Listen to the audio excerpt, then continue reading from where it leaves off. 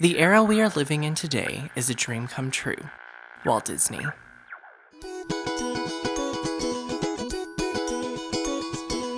Hello everyone, thanks for listening to Dis-connected, an unofficial Disney podcast of magical proportions. I'm Whit Laxton, your Disney enthusiast host, and coming up... You can see the animator's original pencil lines, instead of this crisp, clean line that you see around everything in the previous films. Our journey through the history of Disney animation continues with a special Dis-cussion on the era known as the Silver Age. Cinderella starting and then the Jungle Book kind of rounding it out. This is Disney animation history, the Silver Age. Hey guys, what's up? It's Whit back for another episode of Dis-connected, along with my friend and fellow Disney enthusiast Katie Carter, who is joining me via Skype. Hey Katie! Hey Whit! Hello. So, Katie, today we are continuing our 6-part series of podcasts on the history, the unofficial eras of Disney animation. This is part 2. Last week we talked about the Golden Age, so you can go listen to that episode if you haven't heard that. Today we are picking up with the Silver Age of Disney animation that starts in 1950. Are you ready to jump into this? I'm ready. Okay, let's do it. So, Golden Age was Snow White to Bambi, and then in 1950, which was several years after Bambi, because Bambi was 1942, and then there was the package era during World War II. And so then we got to the point when World War II was done, and Walt Disney was ready to jump back into making full-length animated movies. Cinderella was the first of those, and he basically had to spend everything he had to get this movie made, and if it had been a failure, that could have been the end of Walt Disney Animation. Yeah, I mean, it's so important, and it's become one of the most iconic of the Disney fairy tales. Definitely, and it's interesting to that point, though, that he had to keep making those package movies longer than, because he had to start making them because of World War II and the Army taking over the studios. But even after that, he had to keep making them for a while because he just didn't have the money.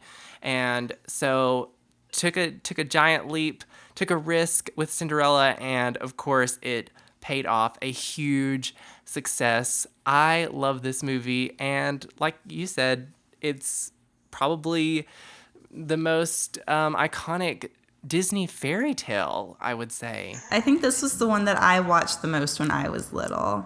Because, I had, all the Disney, golden books, too. And when you look at all my copies, the Cinderella one is, the most worn and torn up one. Because that's, just the one I always went for. But, yeah, that one was always one of my favorites. And it still is. It's great. And it was something where he consciously decided, we're going to go back to what we did best, which was the fairy tale like Snow White and the Seven Dwarfs, based on the classic fairy tale. Want to talk a little bit about the story of Cinderella, the Disney story? Yeah, it's based on a grim fairy tale, but it's a bit lighter than that. Of course.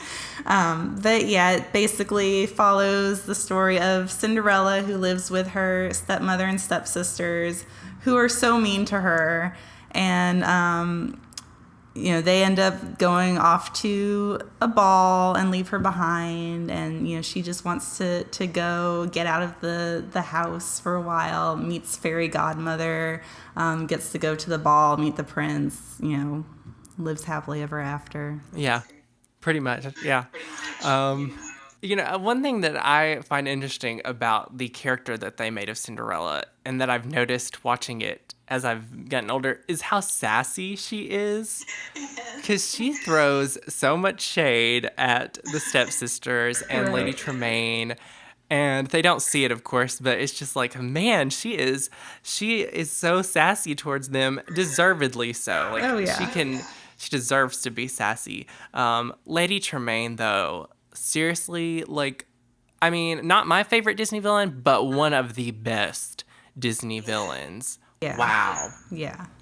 And I love the way that they kind of balance that with the stepsisters, who are mean, but they're not evil mean. They're goofy mean. So yeah, I love that trio. They're a lot of fun. And they are so popular in the parks too. They are so much fun in the parks. Yeah, I've never actually met them, so I mean, I've seen them in parades and stuff, but yeah, that movie, I think, the songs of that movie are so great. And it's interesting to see how this is a musical, but I don't really sit and think like Cinderella is a musical. And I feel like that's kind of how a lot of the Disney movies that followed were. It was like they are just movies with songs in them, basically. And so many great songs in Cinderella. A Dream is a Wish Your Heart Makes. Sing Sweet Nightingale is a good one. Bippity Boppity Boo. So, so many good ones in there. But again, not really so much of a musical as just a movie, an animated movie with music, which kind of set a trend there. So this one has some great animal characters as well. yeah, and that's kind of a throwback to the Seven Dwarfs, which is kind of how, making the supportive characters just as, important to the story as the leading characters, if not more important, really. Yeah. I know whenever I rewatched it after I hadn't seen it in a long time, I was like, they really spend a lot of time with the animals in this movie. Yeah. I was surprised, yeah. Gus, Jock, yeah. The voice actress of Cinderella, Eileen Woods, I know that she's not with us anymore, but I know that she was like just so happy and honored to have played Cinderella there. So, and then that's also one of those where they used a lot of the live action models references for their animation with Helene Stanley. So just some fun names in Disney history thrown out there. Any other fun facts about Cinderella that you want to mention? I know it was nominated for Oscars, or won Oscars, and all of. Yeah, I think it was for like the music, because unfortunately Walt Disney was not getting a lot of he was getting a lot of special Oscars with all of these movies, and that's something we didn't really mention with our last episode. Like we didn't mention that Snow White and the Seven Dwarfs got an honorary Oscar and had the little seven dwarf statues, so that would have been a fun fact there. But one last fun fact I think for this movie is that the scene where the fairy godmother transforms her into this dress, that piece of animation has always been said to have been Walt Disney's favorite. Yeah, that's beautiful. I love looking at I don't know, I think there's like a Disney app or something that I have that lets you kind of go through and look at the animation process with that and the layers of the drawings and everything. And yeah, it's great. And I want to say this was also when Disney got like their music record company or something. So they were finally able to like own the music that they were putting in their movies. So because prior to that they did not. So, but that's Cinderella, a masterpiece, just a beautiful movie and a huge financial success that, saved the Walt Disney Company, essentially. And then we get to 1951. So that was 1950, February 15th, 1950. We get to 1951 on July 28th. Alice in Wonderland was released, and I know that you are a huge Alice in Wonderland fan, so what you got for us on that movie? I love this movie. So, of course, it's based on the Lewis Carroll story. This was something, along with some of the other movies from this era, that Disney had wanted to make a lot sooner. And then, of course, the war came and, projects were delayed. You mentioned that, and it's interesting because in Pinocchio, there's like in the very opening scene where Jiminy Cricket is singing When You Wish Upon a Star on the bookshelf, and you may not know this, you probably do, but on the bookshelf there are some books of future animated movies that he wanted to make, and Alice in Wonderland was one of them, along with Peter Pan. Yes, I forgot about that. Anyway, just throwing that out there, so continue. So it's based on the Lewis Carroll story about a little girl who wanders into a rabbit hole and gets sucked into this other world and goes on this kind of, random journey of weirdness trying to find her way out. It's really episodic like the original stories are, which I think is why it works so well. And it's, it was not a huge critical or commercial success when it was released. But I think Not now until the 60s. it's been recognized as being one of the best adaptations of that story. And I think it's probably has the biggest cult following of all of the Disney animated movies. I mean, there are just so many people like me who are, kind of obsessed with it. And it really, I think, got very popular in the 60s. Yeah, I said that a while ago. I don't think you heard me, but as did Fantasia. Right. But yeah, I could definitely see why it would have been more popular in the 60s because it is a random kind of weird movie that I think is kind of a head scratcher, but it's not my favorite. I do enjoy, the characters and that sort of thing. But yeah, I can definitely see why in the 1960s it was just such a big hit. So Yeah. And I do love the music in this one though. Wow, so many songs. Yeah, this has more songs than any other Disney movie. And they're not all full-length songs. Most of them are just a sentence or two that's kind of sung. But they still count that. They were all, inspired by phrases from the original stories. So A World of My Own is just the most beautiful thing. I love that song so much. And a very merry unbirthday to you. Yeah. So yeah. That movie also introduced us, I guess, to Catherine Beaumont as the voice of Alice. Yeah, she's great. Did a great job voicing that character, and of course went on to voice Wendy in Peter Pan, which is our next movie. But I feel like there's a little bit more to talk about with Alice. Well, you talked about how it was a good adaptation of those stories, but it's a British story, but did people in Britain, did they like the adaptation of that? Because I've heard that maybe they thought that we kind of turned it into an American version of Alice in Wonderland. A little bit, yeah. I mean, I think that there was some disappointment and criticism from fans of it. I do think you're right in saying that they thought it was Americanized some, but yeah, Americanized. Yeah.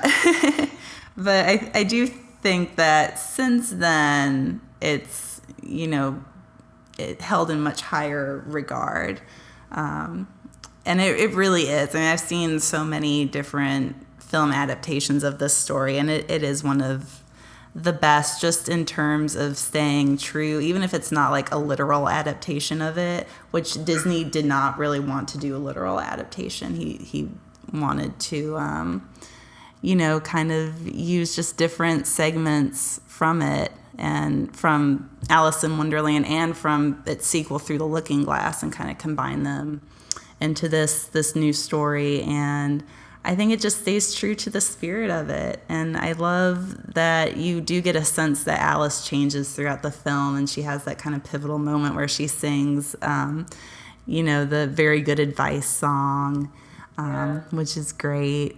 I love that movie. Again, though, I can see why it was such a big hit in the 60s. So. Moving on to 1953.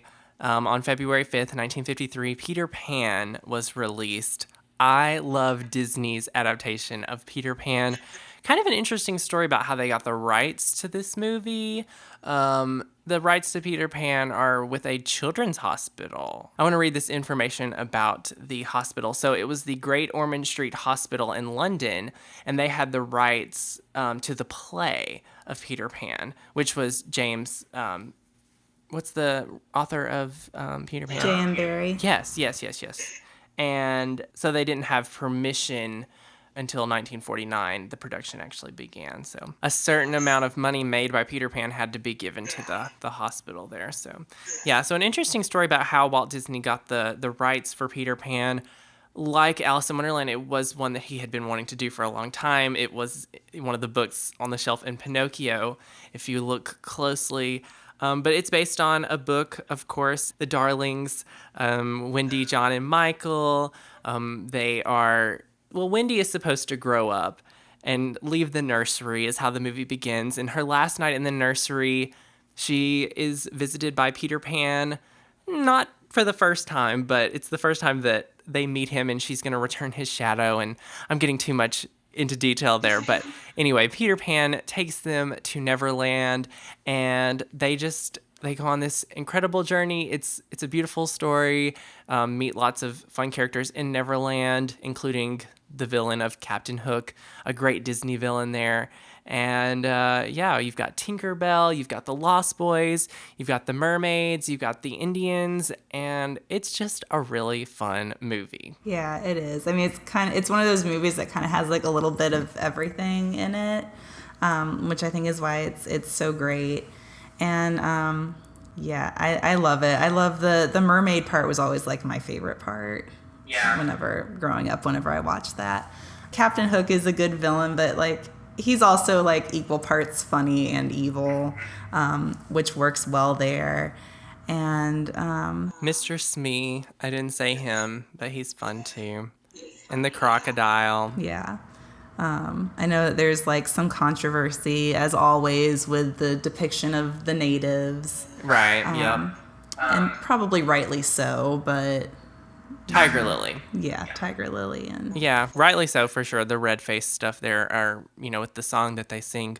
Some great songs in this movie though, with Second Star to the Right, and we were talking about how Jiminy Cricket kind of became sort of this symbol for Disney, but Tinkerbell is an even bigger symbol, I think, associated with a Disney, with her, sort of flick of her wand and that sort of thing. So it's sort of interesting to see how she's kind of had a life of her own.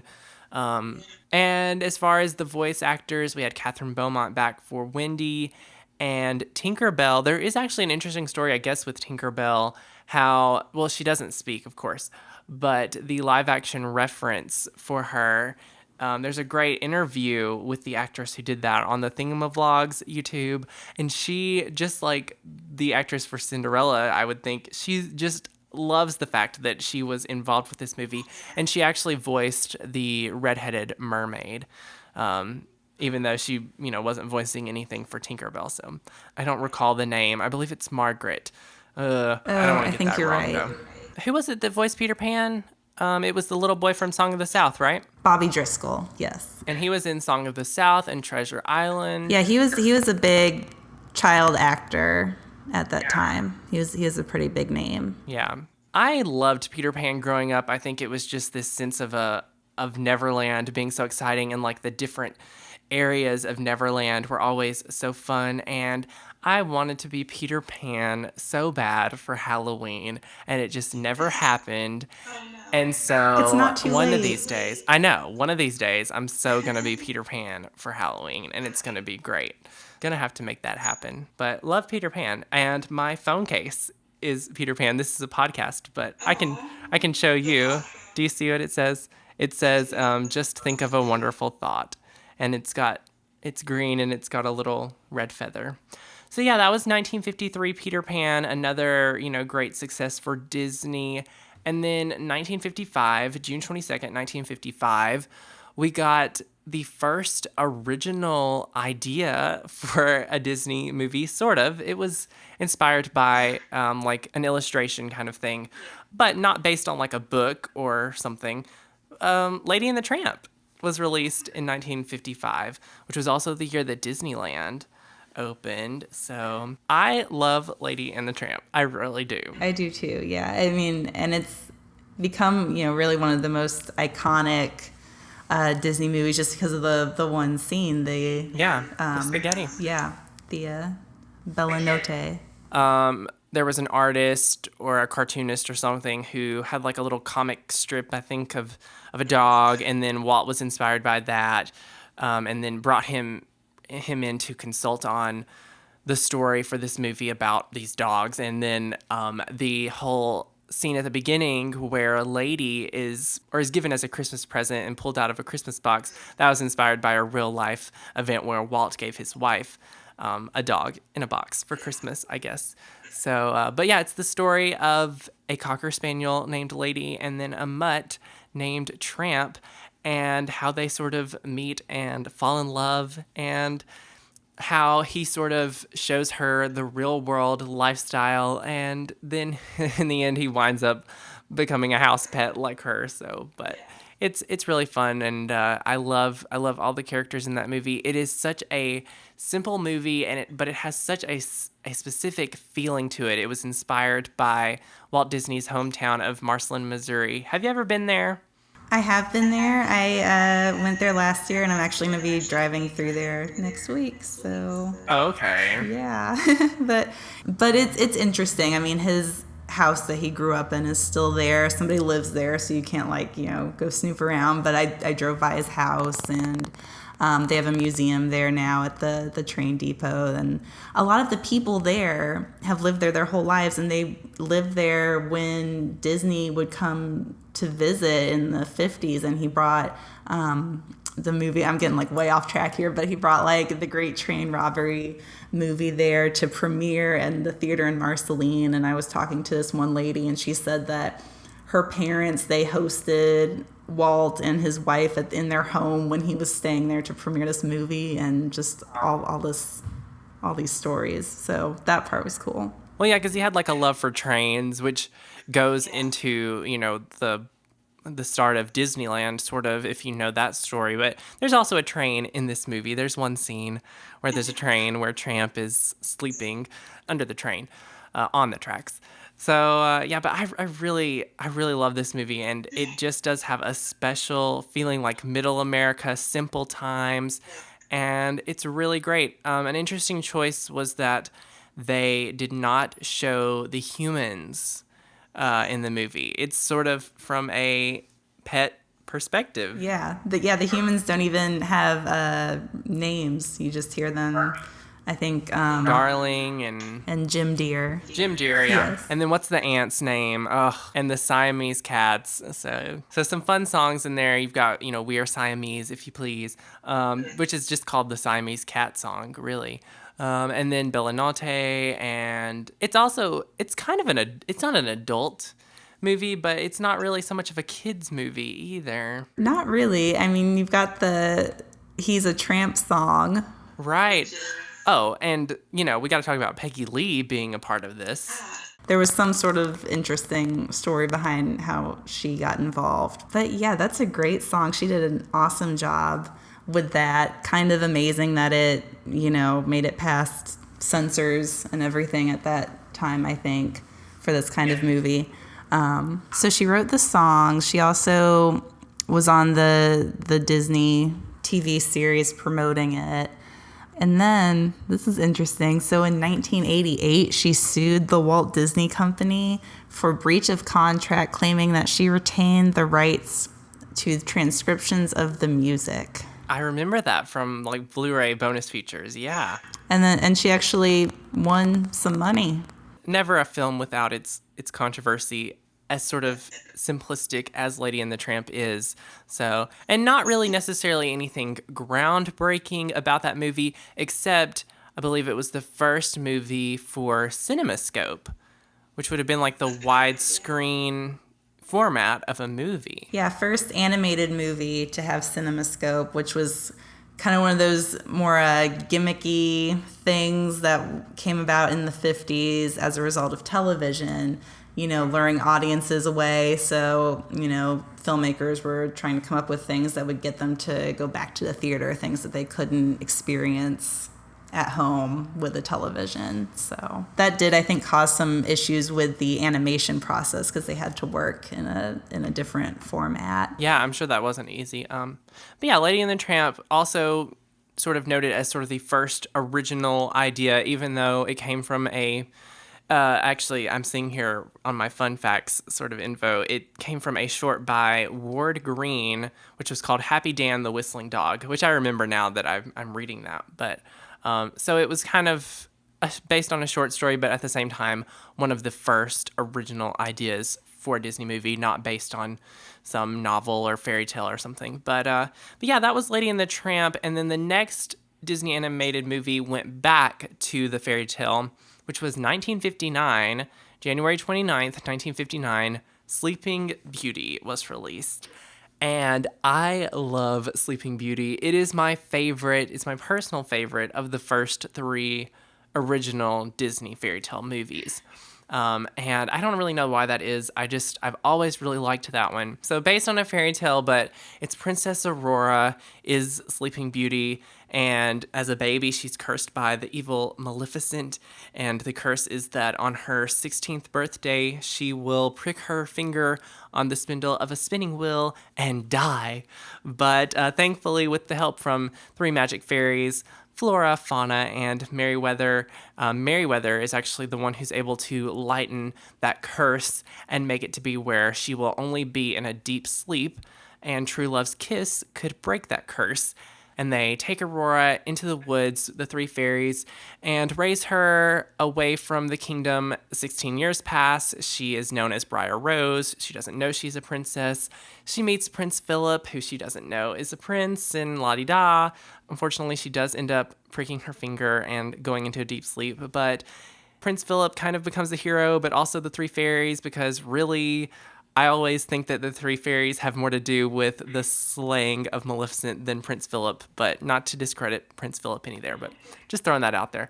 And then True Love's kiss breaks the spell, yay, and happily ever after. That was a very long description. I should probably let you do the good synopsis there. Yeah, thanks. Can you agree with me on the fact that the three fairies are the ones who really kind of saved the day in the end? I think that you have a valid point there. Yes. Thank you. This is really unlike any other Disney animated movie, visually at least. For a specific reason. Walt didn't want it to look like Cinderella or Snow White. And I know where you're probably going with this, but that Ivan Earl, who was an artist, was brought in to sort of do the backgrounds for this movie. And man, you can definitely tell that, the backgrounds are different and they are beautiful. Yeah, they are beautiful. And then, of course, the characters also look different. The edges are a lot harder. Everything has like kind of a sharpness to it to match the style of the background, which I know a lot of the animators really hated. They just could not like get into that style. And I think that's part of the reason why there were so many delays with this movie. It became the most expensive movie I think that Disney had made up to that point. And, right. $6 million or something. Yeah. And they weren't able to recover that. So it wasn't like a huge financial success or anything. But still, it just, in hindsight, it was so worth it because it's such a beautiful, beautiful movie. And it's a great adventure, too. Like, it has more... there's a lot more to the story, I feel like, than there is with Snow White or Cinderella. Because you've got like the love story, you have like the comic sidekicks with the fairies, you've got like the whole adventure sequence at the end, and of course Maleficent is like the greatest Disney villain. The most iconic, no doubt. Eleanor Audley. She voiced it. She also did the motion reference. Right, and she was also the voice of Lady Tremaine in Cinderella. So, and Madame Leota in Haunted Mansion. So, some fun facts there. Yeah. This was kind of at a point where we started, hearing the same voice actors used in different Disney movies. And actually, Barbara Luddy had voiced Lady in Lady and the Tramp, and then she came back to voice Merryweather there. You also had Verna Felton voice Flora, and you'd heard her in some other things. Or you wind up hearing her in more Disney movies through this age. And same for the actress who voiced Fauna, which was Barbara Jo Allen. I had that here. Thank you, IMDb, whatever. Princess Aurora was voiced by Mary Costa, and she's still living. There are some great interviews with her online if you ever want to check that out. But, she's always so honored to have been involved, in a great soprano voice there you hear in the songs. But Aurora actually has like the least amount of lines for a main character in a Disney movie other than Dumbo. The supporting characters really kind of, there's like shared screen time, I guess I should say, between all the characters. So, it's not just Aurora. We see a lot of Maleficent, a lot of the fairies, and all of that. I watched this movie a lot with my grandmother growing up, and one of the reasons being that I just didn't like watching it on my own because Maleficent was so scary to me. And then I also got to play Prince Philip in like a Disney Kids production when I was, I don't know, 13 or 14, I think. So, and that was fun. I got to sing Once Upon a Dream. I feel like I say this about every movie, but I just love the music in this movie. I mean, Once Upon a Dream is the most beautiful song. Yeah. Sleeping Beauty is a story from a ballet. Yeah, they based their version more on a ballet adaptation of the Grimm brothers story. But they used the actual music. Like, they didn't make original music for this so much. It was music from the ballet, I want to say. Maybe I'm getting that wrong. No, you're right. It says the music in this movie is arrangements or adaptations of numbers from the 1890 Sleeping Beauty ballet by Tchaikovsky. Whoa, look at me. I had it right. Go Yes. you. So smart. And so, we were talking about the artists, and Ivan Earl was important and influential in how they changed sort of the animation style. Walt wanted this to look different. And you were talking about how that was, difficult for the animators. So this would probably be an okay time to sort of talk about the 9 Old Men. Briefly, do you want to talk about them? Yeah, so this was a group of animators slash directors within the Walt Disney Company who worked together on some of the most iconic Disney films, beginning with Snow White and, going on for decades, really. I don't remember which one was the first one that all 9 of them worked on together as directors, but you had like Milt Kahl and Ollie Johnston, Mark Davis, Ward Kimball, Eric Larson. I'm trying to think who else. Frank Thomas. I mean, just all these huge names in animation. And it's really them who made these movies so great and the animation's so amazing and the characters so memorable. And it was really like from the beginning, some of these started at the beginning until the early 80s that they were working on these films. So yeah, I mean, they really, just when you look at animation in general, they really pioneered a lot of techniques and kind of, I guess, laid the groundwork for a lot of animation techniques that, just became the main principles of animation that like I studied in school, and that everybody, even now that everyone's doing more 3D animation, everyone still refers back to these things that these guys started and, made part of the process. So they were really pioneers of the genre. Yeah. Well, that's Sleeping Beauty, and that was, of course, the 9 Old Men, but they had sort of a challenge with Sleeping Beauty of changing up their animation style. And you would think that the next animated film would have been a big challenge for animation, but there's actually a cool process that they used to sort of make it easier. Anyway, I'm just going to go ahead and get into it. So 1961 brought us, on January 25th, 1961, 101 Dalmatians. Oh my goodness, all those spots, and yet they sort of used like a cell process to just sort of multiply and duplicate and all of that. Yeah, it was a Xerox process. So typically before this, with the movies, you'd have the animators would, do their pencils, so their pencil drawings. They'd send it to the ink and paint department, and then they would have people ink over the lines and then color them in. With this process in 101 Dalmatians, they basically skip the inking part. So you have the pencil drawings that are then, chemically transferred, and then they just color right on top of them. They're transferred to the cells, and then they color them without doing the line work. So it really creates a drastically different look with this movie from the previous movies, And it's noticeable. It's noticeable, and I don't think the animators, I've seen, interviews and stuff, and they didn't really like how it looked. I thought it made it look kind of messy. Yeah, it's interesting because you can see the animators' original pencil lines, instead of this crisp clean line that you see around everything in the previous films. It's very sketchy looking. So yeah, really, really different style there, but it saved them so much time and so much money, which is a big reason why this movie financially was a huge success. Right. And so it's based on a British, book by Dodie Smith was the author. And on the most recent Blu-ray release, there is a great special feature about letters that Walt Disney and Dodie Smith wrote to each other about this movie. And so, it's the story of the Pongos. You have Pongo and Perdita, two Dalmatians and their owners. You have Roger and Anita. And their dogs or their puppies. They have 15 puppies, and their puppies are stolen.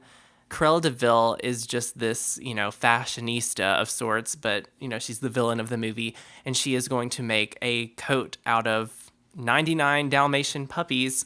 And so then, of course, the other two making 101 are Pongo and Perdita, the parents, who go out to save their puppies and then wind up saving all the others with them. So a really cute movie, a really fun movie. I've always really enjoyed 101 Dalmatians. But back to the author there is a great special feature about how the author of the book and Walt Disney just had this great sort of pen pal relationship, and the author kind of thought her name should have been bigger, I think. When it said like based on the book by Dodie Smith, I think that was one of the points that I remember from that bonus feature there. But yeah, I've always really enjoyed 101 Dalmatians. A fun like mystery sort of crime movie. Yeah, definitely. It's a fun little adventure movie. Got a lot of cute characters, and of course Cruella is, one of the great villain, one of the most iconic ones. Great music too, of course, Cruella's theme. That whole sequence as it plays out in the movie is really funny, I think.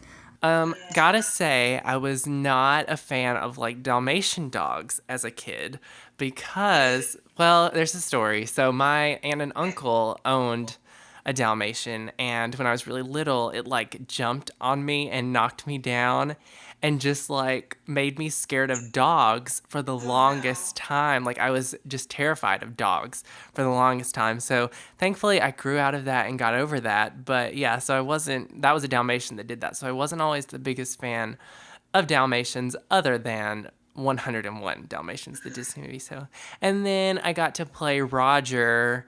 I got to play Prince Philip, and then I got to play, in Sleeping Beauty, and then I also got to play Roger in like a Disney Kids production of 101 Dalmatians. So that was fun. You've just done it all. Yeah, good times. So, Rod Taylor voices Pongo, and he's a big actor, of course, outside of doing voices. He's in like Hitchcock's The Birds and, a bunch of other huge movies from the time. So that was a big name to bring into this film.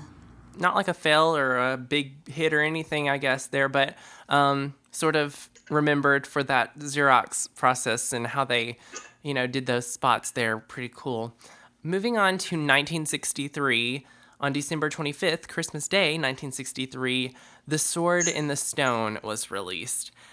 Now, this is not one of my favorite Disney movies. Yeah, me neither, but I feel like the characters are fun. I love the Merlin character that they have in this movie. I think he's pretty fun, but yeah, it's kind of an interesting one. It's not really like a fairy tale, but it is kind of a fantasy. It is notable for bringing in the Sherman Brothers, though, on the music. That's kind of like the big thing with this movie, I think.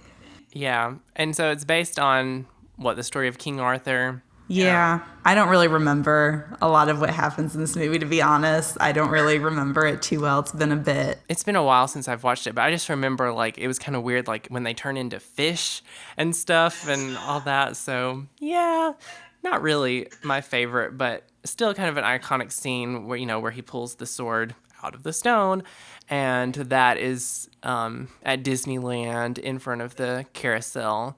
You can see the sword there.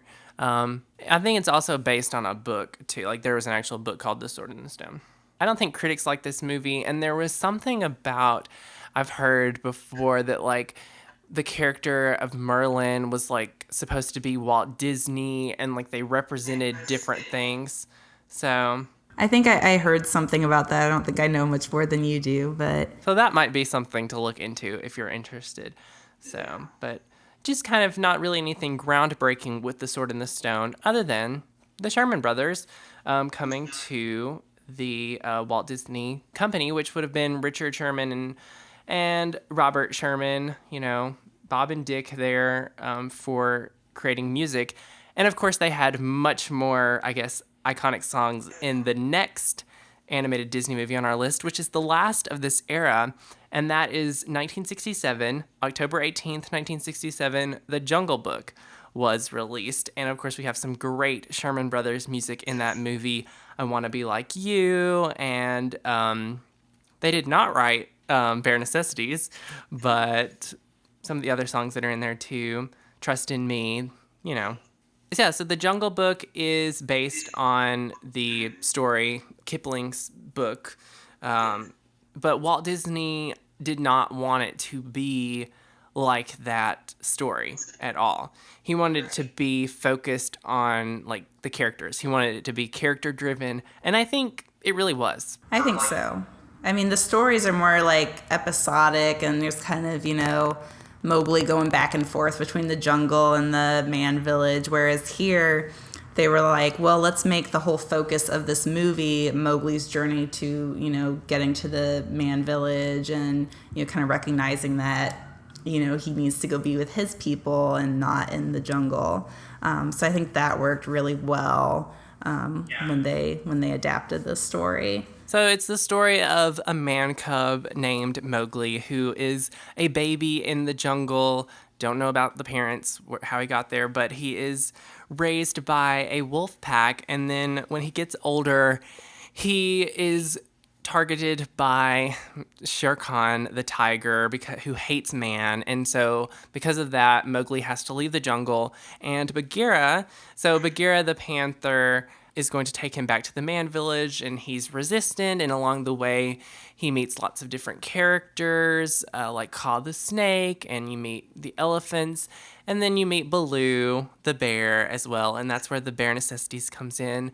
You meet King Louie the orangutan, and that's where I Want to Be Like You. So, fun songs there. You meet some vultures who are like a barbershop quartet, originally supposed to be the Beatles. We can talk about that. And then eventually you meet Shere Khan, and yeah, he gets back to the man village, and yeah. Fun facts, though, I just said about the vultures. They were supposed to be voiced by the Beatles? I don't know too much about that, but I think when you look at the character design, you can kind of see that they were going for that. I mean, what I had heard is that they were supposed to be voiced by the Beatles. It didn't work out. So then they were going to make them be inspired by the Beatles, but instead, and while they do look like the Beatles, Walt Disney wanted it to be more of a barbershop quartet kind of thing, because he felt like having the Beatles as these characters would make the film dated, which, to his point, would have definitely done so, I think. Yeah, I think if they were having the Beatles kind of doing their style, maybe it would have detracted from the story of it, because you're going, oh, those are the Beatles and not vultures. But besides that, I mean, they do have a really all-star cast with this movie, more so than any other animated movie up to this point. You have comedian Phil Harris doing Baloo. George Sanders, who's a great dramatic actor, doing Shere Khan. Sebastian Cabot, who's a great character actor from the time, doing Bagheera. Louis Prima is King Louie. I'm trying to think who else. Sterling Holloway plays Kaa also. Yeah, and he was the voice. And then you're going to hear some of these people again as more Disney movies go by. So, and we'll talk about that in the future. But this is the last movie of this era, and it's also the last animated feature that Walt Disney was able to supervise because of his death. So, yeah. Yeah, and it was released. I guess Sword in the Stone would have been the last movie released in his lifetime, and then he worked on Jungle Book, and then that was released after his death, which I think maybe had some influence in why it was so successful, because a lot of people were having nostalgia about Disney at the time. But even without all of that, it's still a great movie. Yeah, because he died December 15th, 1966. So, and this would have come out not even a year later, almost. So, kind of a sad end to the episode, but I think that's about it for the Silver Era. A great time, again, Cinderella starting, and then the Jungle Book kind of rounding it out. And the next era we will do is the Bronze Era. So, not exactly the best of the best. It's very interesting. Yeah, I still think it will be a fun episode next week. So we hope you've enjoyed the Silver Era discussion, Dis-cussion on Disney Animation history. Come back next week for the Bronze Era, or if you are binge listening, just keep going and keep listening to what we're talking about. But yeah, this has been fun today. Katie, thanks for joining me. Thank you for having me. Of course. Be sure to follow mine and Katie's social media links in the description below. Also, be sure to follow at Disney_connected on Instagram for more Dis-connected content. And until next time, have a magical day, and I'll see you real soon, folks.